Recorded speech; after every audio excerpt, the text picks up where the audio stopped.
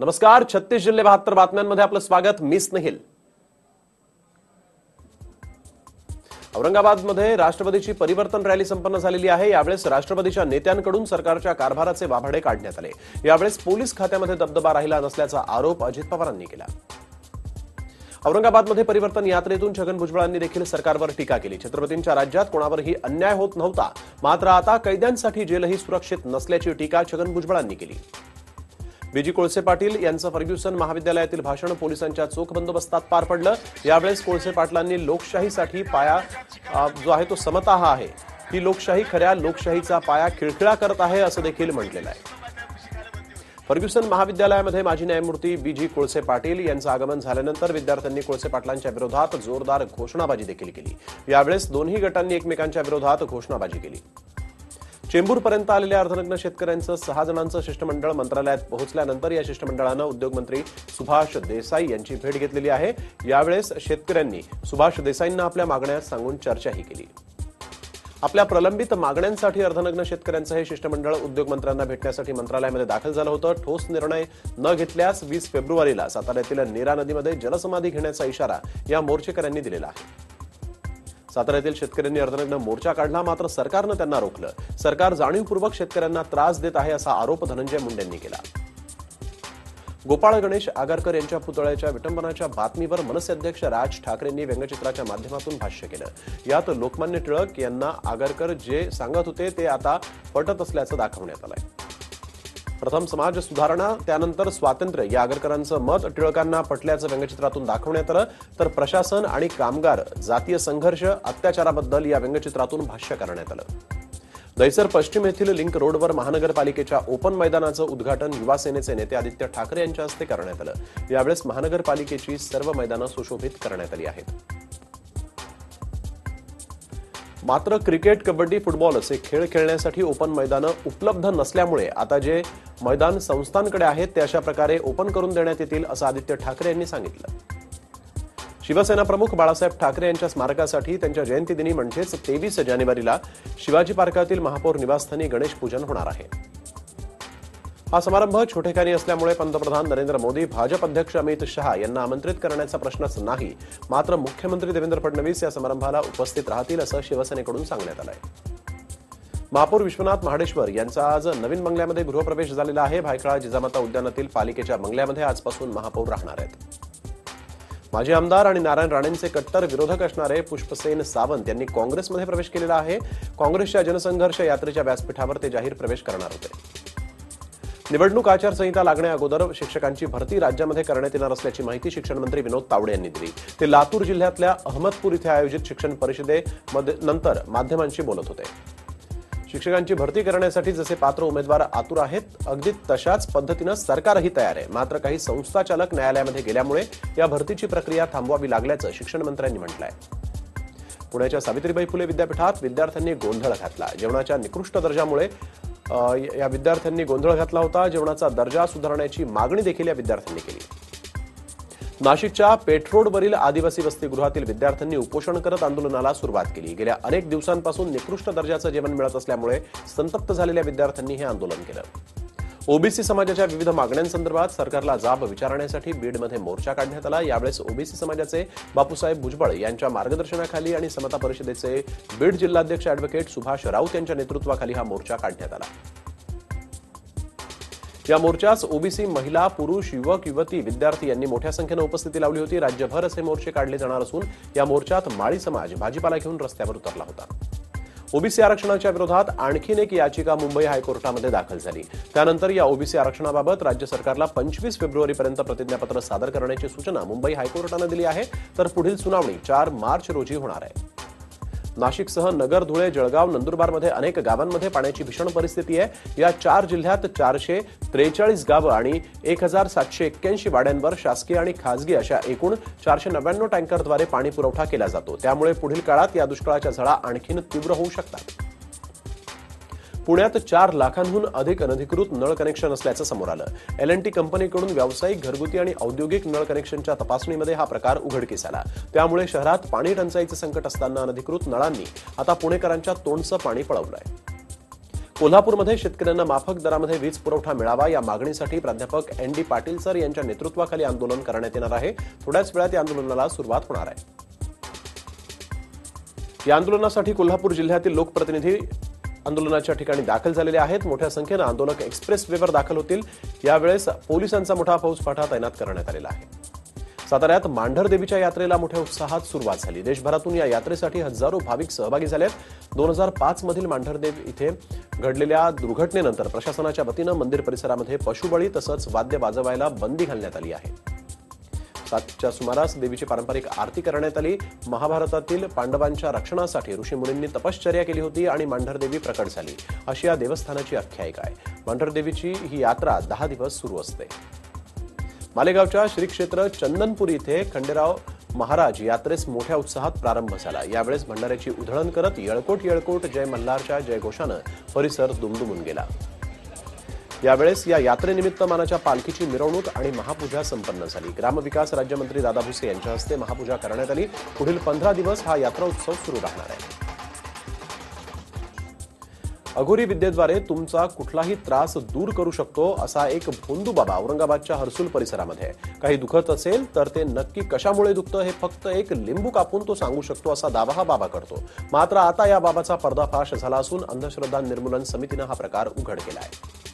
चिखली शहरातील मोबाईल शॉपच्या मालकानं गळफास घेऊन आत्महत्या केली. शिवदास जेठे असं या मालकाचं नाव असून आत्महत्येचं कारण अद्यापही अस्पष्ट आहे. शेजारील दुकानदाराला मोबाईल शॉपच्या शटरला कुलूप लावलेलं नसल्याचं समजलं. त्यानंतर या दुकानदारानं शटर उघडल्यानंतर शिवदास जेठेंनी आत्महत्या केल्याचं समोर आलं.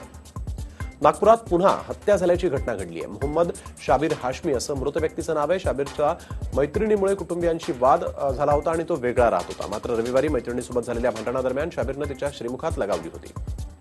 महिलेसोबत झालेल्या भांडणातून शाबीरची हत्या झाली असावी असा प्राथमिक अंदाज पोलिसांनी व्यक्त केला. या प्रकरणाचा तपास आता पोलीस करतायत. मनमाड रेल्वे स्थानकातील पार्सल अधिकाऱ्याला ब्लॅकमेल करणाऱ्या सतर्कता विभागातील तोतया निरीक्षकाला RPFनं पकडून रेल्वे पोलिसांच्या हवाली केलं. विनोद कुलकर्णी असं या तोतया अधिकाऱ्याचं नाव असून रेल्वे पोलिसांनी त्याच्या विरोधात आता गुन्हा दाखल करून त्याला गजाआड केलाय. मुरबाडमध्ये 2 वर्षाच्या मुलीची गळा दाबून निर्घुणपणे हत्या केल्याचं प्रकरण समोर आलं. गेले 2 दिवस ही चिमुरडी बेपत्ता होती. पोलिसांनी शोध घेतल्यावर तिचा मृतदेह घरातील पोटमाळ्यावर सापडला. या चिमुरडीची हत्या तिच्या नातेवाईकांनी केल्याचं स्पष्ट झालंय. 10वीत शिकणाऱ्या एका मुलीनं या चिमुरडीची हत्या केली. ही हत्या नेमकी का झाली याचा शोध आता पोलीस घेत आहेत. यवतमाळ जिल्ह्याच्या दारव्हा इथून अपहरण झालेल्या मुलाची सुटका करण्यात पोलिसांना यश आलं. मात्र पोलिसांनी केलेल्या नाकाबंदीमुळे 3घांपैकी 2 आरोपी फरार झालेत. चंद्रपुरात जनावरांची तस्करी करणाऱ्या भरधाव गाडीनं पोलिसाला गाडीखाली चिरडलं. यात पोलीस शिपाई प्रकाश मेश्राम यांचा जागीच मृत्यू झाला. नागपूर चंद्रपूर महामार्गावरील खांबाडा या चेकपोस्ट इथे ही घटना घडली. या प्रकरणी 2 आरोपींना अटक करण्यात आली असून पोलिसांना या सूत्रांकडून जनावरांच्या तस्करीची माहिती मिळाली होती. त्यानुसार बॅरिकेड्स लावून ही कारवाई करत असताना तस्करांच्या वाहनानं पोलीस कर्मचाऱ्याला धडक दिलेली आहे. मुंबई गोवा महामार्गावर बाईक आणि बस अपघात झालेला आहे. यात बाईकवर बसलेल्या 4घांपैकी एकाचा मृत्यू झालाय तर 3 जण गंभीर जखमी आहेत. जखमींना महाड ग्रामीण रुग्णालयात दाखल करण्यात आलाय. मुंबई गोवा महामार्गावर ट्रक आणि आराम बसमध्ये एक अपघात झाला. या अपघातात बस चालकाचा जागीच मृत्यू झाला. मोठ्या प्रमाणात धुकं असल्यामुळे या अपघात झाल्याची शक्यता आता वर्तवण्यात येते. मुंबई नाशिक मार्गावरील राजनोली जंक्शन जवळ वाळू घेऊन जाणारा ट्रक उलटला. ट्रकचं स्टेअरिंग लॉक झाल्यामुळे हा ट्रक उलटला असल्याचं समजतंय. रस्त्यावर वाळू पसरली असून एकेरी वाहतूक आता सुरू आहे. मुंबई नाशिक महामार्गावरील भिवंडी ठाणे बायपास रस्त्यावर ट्रकचा भीषण अपघात झाल्यामुळे 3 तास वाहतूक विस्कळीत झाली होती. वाहतूक पोलिसांनी क्रेनच्या सहाय्यानं ट्रक बाजूला घेतल्यानंतर या रस्त्यावरील वाहतूक सुरळीत झाली. मुंबई गोवा हायवेवर जितेगावाजवळ डंपरनं मोटारसायकलला धडक दिल्यामुळे मोटारसायकल स्वाराचा जागीच मृत्यू झाला. या अपघातानंतर गावकऱ्यांनी डंपरच्या काचा फोडून रास्ता रोकोही केला. या रास्ता रोकोमुळे जिते व खारपाडा गावातील महिला, तरुण वर्ग आणि ग्रामस्थांनी मोठ्या संख्येनं या ठिकाणी उपस्थिती लावली होती. त्यामुळे काही काळ या ठिकाणी तणावाचं वातावरण होतं. नंदुरबार शहरातील बेघर नागरिकांना हक्काचं घर मिळावं म्हणून पालिकेच्या वतीनं शहरात 2 ठिकाणी जवळपास 500 घरकुलं तयार करण्यात आली होती. मात्र अनेक कारणांनी ही योजना वादाच्या भोवऱ्यात सापडली आहे. ही घरकुलं तयार असून लाभार्थी निवडसह आदी कारणांमुळे हे वाटप रखडलंय. आता वाटपाचा मुहूर्त सापडला असला तरी एक रकमी रक्कम भरण्यास सूट द्यावी अशी मागणी लाभार्थ्यांनी केली आहे. नाशिक जिल्ह्यातील शिंदेपळसे इथे भाऊसाहेब शामराव गायधनी यांच्या शेतात ऊस तोडणीचं काम सुरू असताना बिबट्या मादीची 5 पिलं कामगाराच्या निदर्शनास आली. बिबट्यामादीची ही 5 पिलं आढळून आल्यानंतर पळसे शिवारामध्ये बिबट्यामादीचा आणि पिल्लांचा वावर कायम असल्याचं देखील स्थानिकांनी म्हटलेलं आहे. त्यामुळे परिसरात भीतीचं वातावरण आता निर्माण झालं असून वन विभागानं घटनास्थळाची पाहणी करून या पिल्लांना ताब्यात घेतलंय. नोव्हेंबर 2018 मध्ये देशभरात 30,24,000 ग्राहकांनी मोबाईल नंबर पोर्टेबिलिटी सुविधेचा लाभ घेतलाय. ही सुविधा सुरू झाल्यापासून आतापर्यंत याचा लाभ घेतलेली संख्या 40,70,00,000 इतकी झाली आहे. ट्रायच्या नुकत्याच जाहीर करण्यात आलेल्या अहवालात याबाबत माहिती देण्यात आली. निवडणुकीच्या रिंगणात एका नवीन आंबेडकर राईट पार्टी ऑफ इंडियानं उडी घेतली आहे. निवडणुकीमध्ये ही पार्टी इश्यू बेस्ड पॉलिसी नसून पॉलिसी बेस्ड पॉलिटिक्स असल्याचं पक्षप्रमुख आणि राष्ट्रीय अध्यक्ष विजय मानकर यांनी म्हटलंय. महाराष्ट्रामध्ये 40 खासदारकीच्या आणि 250 आमदारकीच्या जागा आम्ही लढवू असं देखील त्यांनी सांगितलं. वांद्रे वरळी सीलिंग जवळ डॉल्फिन आढळलेले आहेत. रविवारी सकाळी मुंबई मॅरेथॉन दरम्यान सीलिंग जवळ हे डॉल्फिन आढळून आले. 350 वारसा हक्क भरती करा, ठेका पद्धती बंद करा, सफाई कामगारांच्या घरासंदर्भातील निर्णय तत्काळ घ्या अशा विविध मागण्यांसाठी अखिल भारतीय सफाई मजदूर काँग्रेस आणि महात्मा गांधी सफाई कामगार संघटनेनं आंदोलनाचा पवित्रा घेतलेला आहे. त्यामुळे आजपासून कल्याण महापालिका सफाई कामगारांनी बेमुदत संप पुकारला असून जोपर्यंत मागण्या मान्य होत नाहीत तोपर्यंत संप कायम राहणार असल्याची भूमिका या संघटनेच्या वतीनं घेण्यात आली. मात्र या बंदला संमिश्र प्रतिसाद मिळाल्याचं पाहायला मिळत आहे. नागपूरकरांची हक्काची स्टार बस आता महागडी होणार आहे. गेल्या अनेक वर्षांपासून स्टार बस तोट्यात आहे. त्यामुळे दरवाढ केली जात असली तरी याचा भुर्दंड मात्र सामान्य माणसाला भोगावा लागणार आहे. महापालिकेच्या परिवहन विभागानं दरवाढीचा प्रस्ताव राज्य शासनाकडे पाठवला असून त्याला मान्यता देण्यात आलेली आहे. त्यामुळे दर 2 किलोमीटरला आता 8 रुपयांऐवजी 10 रुपये इतका दर मिळणार आहे. पंतप्रधान नरेंद्र मोदी हेकेखोरपणे वागतात. मोदींची प्रवृत्ती हिटलरशाहीची आहे अशा शब्दात अजित पवारांनी मोदींवर टीका केली. पंतप्रधान मोदींनी घेतलेल्या नोटाबंदीचा निर्णय सर्वसामान्यांचं कंबरड मोडणारा असून बँकांसह ग्रामीण भागातील जनता देखील अडचणीत आल्याचं अजित पवारांनी म्हटलंय. बुलढाणा जिल्ह्यातील मेहकर इथे राष्ट्रवादी काँग्रेसची निर्धार परिवर्तन यात्रेची सभा संपन्न झाली. यावेळेस अजित पवारांनी मोदी सरकारवर तोंडसूक घेत देशाला चुकीचा रस्ता दाखवल्याची टीकाही केली. श्रीरामपूर तालुक्यातील 4 गावातील गावकऱ्यांनी वाळू उपशाविरोधात धडक मोर्चा काढलाय. महिलांचा मोठा सहभाग असणाऱ्या या मोर्चातून महसूल प्रशासनाच्या विरोधात रोष व्यक्त करण्यात आला. घोषणाबाजी करत ग्रामस्थांनी तहसील कार्यालयामध्ये ठाण मांडलं होतं. जोपर्यंत ठोस कारवाई होत नाही तोपर्यंत तहसील कार्यालयासमोर ठिय्या आणि उपोषण करण्याचा निर्णय गावकऱ्यांनी घेतला.